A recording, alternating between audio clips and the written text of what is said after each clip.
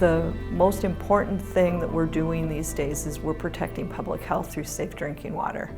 So we need to find a way to do that in partnership with all the people who are involved in that.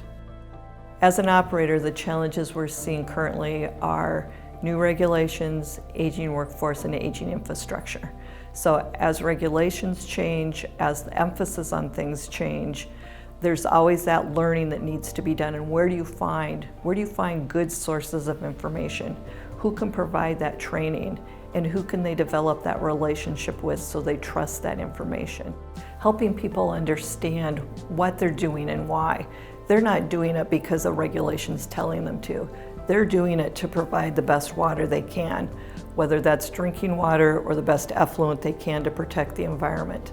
So if they understand the why piece of it, it goes a long ways to be able to help them do the best they can. Drinking water is the biggest public health benefit we have in the country. Nobody can impact a community faster than having poor drinking water. And that's something that the operators, the city councils, the public works people need to understand every day. They have the health of the community in their hands. And so if we can do that through providing good infrastructure, providing that training, providing that understanding of why, and being a partner with them, that goes a tremendous way of helping everybody do the best they can.